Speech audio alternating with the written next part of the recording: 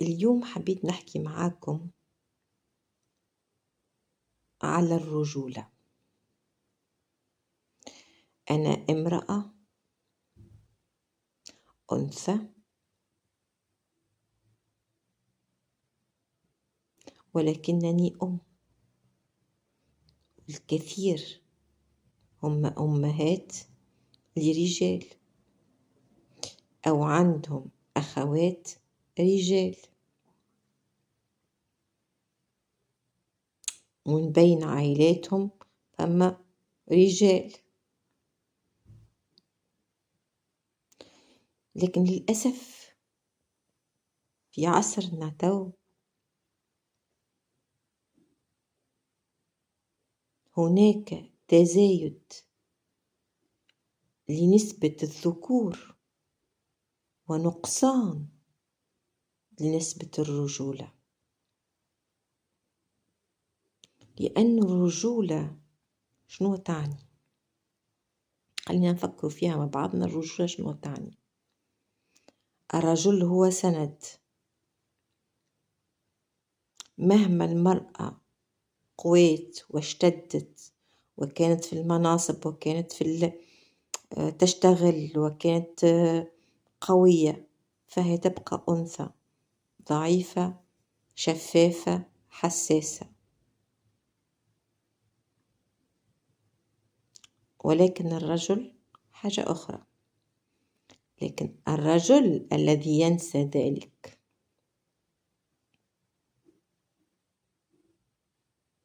هذا من نسميه ذكرا، لم يبلغ بعد ولن يبلغ ليصبح رجلا، فات الوقت. من هو الرجل؟ الرجل كلمته. ما معنى بكلمته؟ معناها الكلمة عنده يقولها سواء غلط أو صحيح لا ينكرها. الرجل الكذاب ما هوش راجل. هذه واحد. 2، اللي عندها أخ راجل وتستنجد بيه باش يعاونها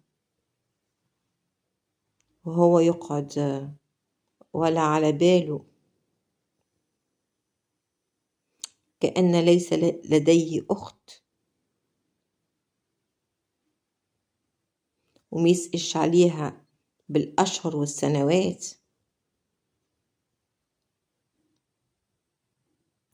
هل هذا الأخ رجلا؟ ليس رجلا، ما هوش رجل. 3، الراجل اللي يحط في راسه تحدي مع امرأة ويحطها في راسه على انه ينكل بيها عن طريق قوت يومها او عن طريق راتبها او عن طريق اي حكاية، ويدخل في عراك معها، ما هوش راجل. خاطر العراك ما بين النساء، عادة الرجال يلقاو عركة بين النساء، وحتى لو كانت المرأة هيك تعارك فيه هو مباشرة، الرجل الحقيقي ما يردش عليه، يقول لها ما نتعاركش أنا مع امرأة. هذا الرجل. أما يا حسرة، وينهم الرجال؟ توا نراو فيهم صور لرجال شكلا، صورة شكلية والباطن من أخلاق لا يمت للرجولة بصلة. وقال شنو المساواة بين المرأة والرجل، والرجولية تحضر وتغيب.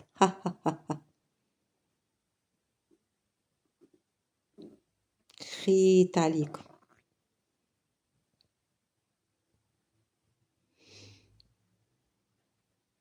المشكلة راهو بالأساس هي إيمانكم.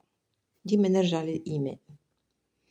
اللي يفكر في ربي ويتذكروا ديما يعرف أن من أسس الإيمان هو الإيقان بالآخرة.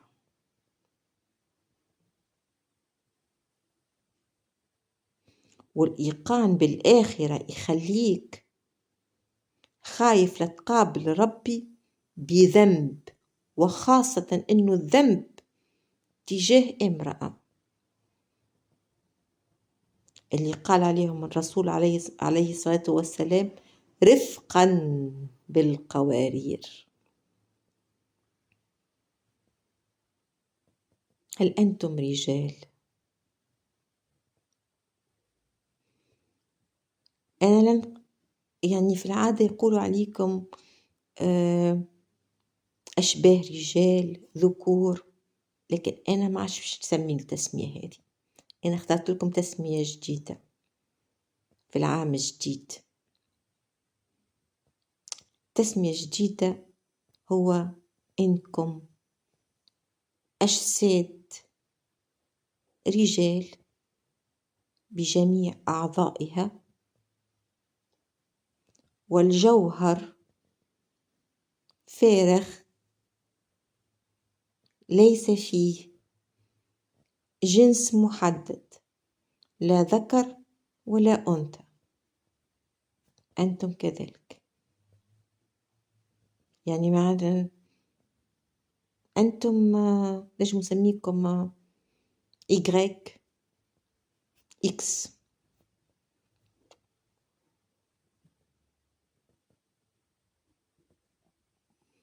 ولا الرجل اللي يوعد المرأة بالزواج ومن بعد يتخلى عليها يحسب روحه راجل. الرجال الحقيقيون موجودين تو في غزة قاعدين يحاربوا.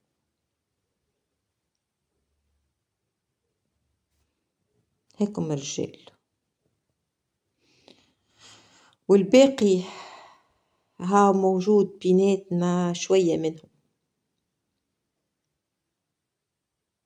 ما الأغلبية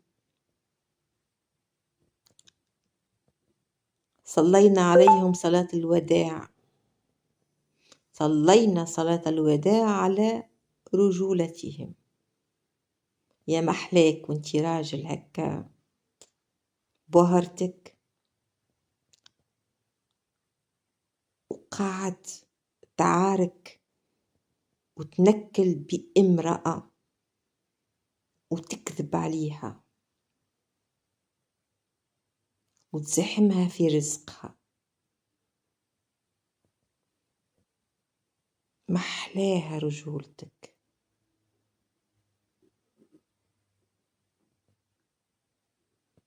سامحني نقول لك ماكش راجل.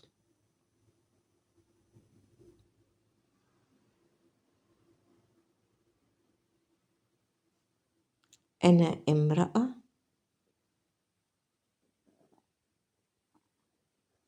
أستطيع أن أكون بألف رجل، أن أشبه الرجل، لكن أنتي تجم تكون حتى شيء، حتى مرأة ما تجمش تكونها.